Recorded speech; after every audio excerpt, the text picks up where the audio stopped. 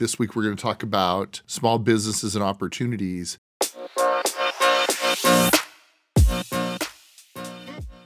I know that we have a lot of people who have recently been unemployed and more people that probably will be on the way. And just want to let you know that this is a great opportunity for people who might have needed a little push out of the nest. Maybe this will be your little push out of the nest. So the past couple of weeks, I have been working on a side project. As we all know, my real job is money management, financial planning. By the way, anything that I say here is my own opinion. It is not to be taken as actual financial advice. Please check with your broker if you have questions on your portfolio and your situation. That said, my side business, I'm a huge fan of everyone having a side hustle because you never know when that extra money is going to come in handy to help you out in a bad situation. So one of my side hustles is a medical consulting company. I got involved in it with a client of mine who is a very successful physician up in New Jersey, does plastic surgery, and we were able to set up a group purchasing organization where we were able to aggregate the doctors collectively to be able to purchase supplies at a lower price. And I did that for years. Since 2012, that's been like a little side game, a little, as I like to call it, mailbox money. But recently, one of the companies that I work with is a big medical benefit company, but they haven't been able to get any traction here in Texas. And I started thinking about how can we break into this market? How can we break into this market? And my thought process came down to, well, you've heard a lot about minority-owned businesses. I happen to be, come from Hispanic stock, so that shouldn't be an issue. So I did. So I applied for minority business enterprise status, and it's said to be a 90-day process. But if you have been in business for any period of time and you know how to deal with bureaucracy and paperwork, you can get it done a lot quicker. So I was approved to set up the medical consulting company as a minority-owned business. And okay, so now I've got the certification. Does that mean the money's going to roll in? No, right? You still have to do the work. And one of the things that I then decided to do was to go and visit different places to find out more about it. And each individual municipality actually has different seminars to talk about their programs and what they have and what they do. And so I went to a couple of them in the past 2 days. So yesterday I went to Grand Prairie, and then this morning I went to downtown Dallas to the NCTRA, which is I think North Central Texas Regional Certifying Authority. Anyway, so I went there and everyone was so very nice. I ended up meeting with, several people like different cities. Grand Prairie was there. The city of Dallas was represented. Irving was represented. Dallas College was represented. Dart was represented. I mean, every one of these people on their website, NCTRCA, everyone that's on that website has a board member. They are motivated to do business with brand new companies. You have to keep in mind that there is a significant percentage of the gross domestic product that is created by small business owners. So these literal municipalities, what is a municipality other than a company that does work for us? That's what government is. And of course, they have more work than they personally can do anything about, right? So what do? Start up a business and try to find a way to work with the government. I know that we were talking earlier a little bit about the differences between, is it state, is it federal, is it municipal? And I found out that, if you apply for one, you're not applying for all of them. You have to do the work. You have to fill out the paperwork. But once you filled out the paperwork and you start attending and meeting some of these people, now granted, this is week one, so, maybe we'll continue to follow up on this and I can tell you if I've had any successes, any failures, any tips, any hints, anything that makes you go, we'll see. But I think that this is a great opportunity for anyone who has been recently unemployed to take your skill and see if there's a way that you can be a small business owner to get some support from your municipality and or your state and or the federal government. Depends on what you do and what your skill set is. Maybe it's media, right? Maybe it's pharmacy benefit management. Maybe it's construction. There are programs and bids for all of that. The one thing I have noticed, though, is that once you actually do get access to the system, each of these municipalities, imagine this, does everything a little different, right? So whatever bid package that you have for Dallas is probably going to be different than what Fort Worth requires or what DFW airport requires. But you're getting a foot in the door And I cannot begin to tell you how difficult it is to get a foot in the door as a small business owner. There are established companies that have contracts and have relationships with these municipalities. And let's be clear, the HR professional that happens to be working in procurement versus medical benefits versus construction, they're not going to be able to contract and general contract all of this stuff themselves. They need help, and they're going to reach out using the people that they know that have networked with them. It's as simple as actually having your name in the hat, right? But you still have to do the work. Does that make sense? Does that make sense to you, Sohail? Yeah. So do you know specifically what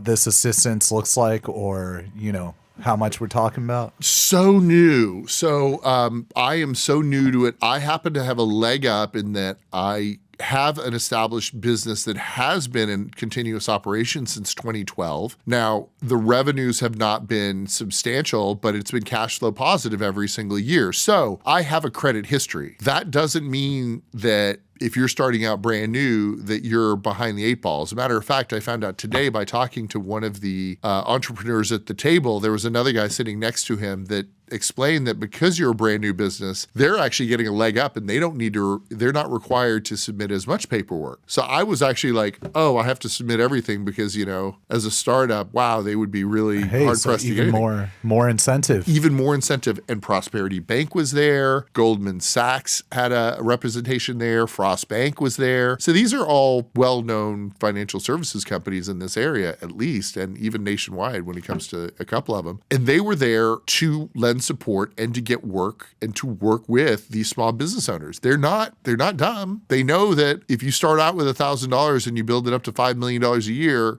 you're going to be very happy to work with the people that brung you, right? So very, very big opportunities, I think. And I know for sure, like I was actually at the one this morning and I happen to have this is the 10,000 small businesses operation that's in tandem with Goldman Sachs. And they have classes and clinics. They have like a 9-week program, I think. And they have reported 87% are doing businesses with each other still, and a 97% completion rate. If you've never had your own company for free, why wouldn't you do something like that? Why wouldn't you go and learn from people who have done it before and learn the system for free? So the funny thing about the bag from Grand Prairie was yesterday when I went to the seminar, I already knew what I wanted to ask. I had a couple of questions that I needed to find out the answer to. And so I'm in there and sitting at the back of the room, quiet, not talking to anyone, but they had the question and answer session. And so what did I do? I asked a question. And I happened to ask the second question, not the first, but the second question. And so after the seminar was over, they gave me a free bag of swag. Now, I'm not going to tell you that it was unbelievable amounts of fantastic swag, but it was swag and it was fun. It was fun to win something. It's always fun to walk home with something free.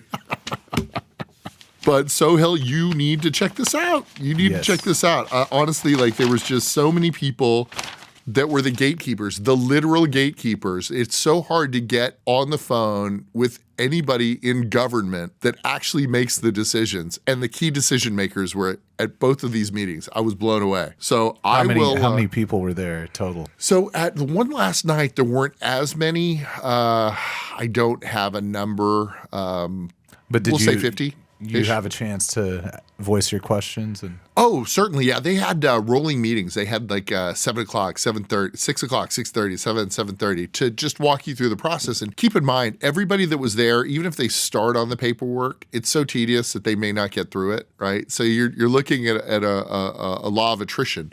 And even when you get the certification, then they may not follow through because they may actually see that there's like, out of these 20 or so different logos to click on, there's 20 different ways to look for the same thing. And, maybe the paperwork gets tedious. I don't know. All I can tell you is that if you actually do the work, I think that you're going to be very, very surprised at how successful you can be just by doing something yourself. And as a small business owner, serial entrepreneur myself, I can assure you that there's no more fun way to make money than to actually make money for yourself. Coming from someone who, helps other people manage their money. But how do you think the best way to learn about helping other people to manage their money is? It's by doing it yourself. Experience is what you get when you don't get what you want. And I can assure you, I have plenty of experience of not getting what I want. But I've done it myself. And I think that this is a really interesting way to skin the cat. And keep in mind, I've only been back in Texas again for a couple of years. I was in New York City for 23 years. So trying to build new roots here in Dallas and trying to make those connections that I didn't organically make for the past 23 years, I'm looking for all different opportunities and how to get my name out there and to meet different people. And this is seemingly a good one. Of all the ones that I've done so far, this one has given me some traction. And I'm pretty impressed. So I think that any small business owners out there, any entrepreneurs, anybody that is looking for business and you have more bandwidth than you have business, you probably need to reach out and look into some of this work, because these municipalities and businesses and arms of the different governmental agencies have plenty of work for you to do and are dying for someone to do it. They don't have the capacity to outreach, but it's all listed, it's all loaded, and it's yours for the taking. No advertising involved, no advertising required. Go to the websites and see if you qualify, So I see this is the NCTRCA, but do you know anything about the NMSDC? So there are different agencies, and in this area, it's the North Central Texas Regional Certifying Authority, I think, so the NCTRCA, that will allow you to get registered for the municipal side. And then also on the federal side, they will certify you for Texas DOT as well. And that is the federal level is the DBE, the Disadvantaged Business Enterprise. I qualified for the Minority Business Enterprise, which is local. And now I have to apply for the DBE, which is the Disadvantaged Business Enterprise. And that will allow me to bid on the state of Texas stuff that is federally funded. So you're talking like Texas Department of Transportation, which is funded, that gets federal grants as well. So yeah, there are municipal, there's state level,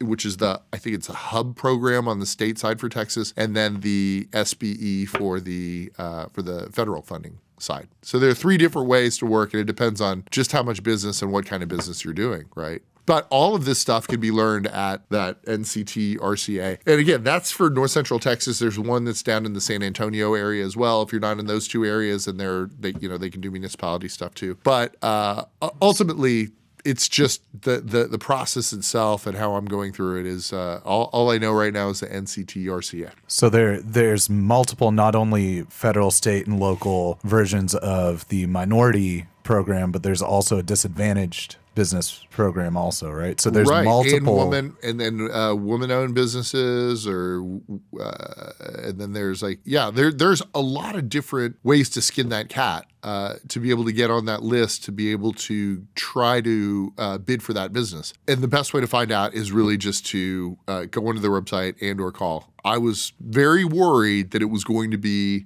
difficult to talk with them.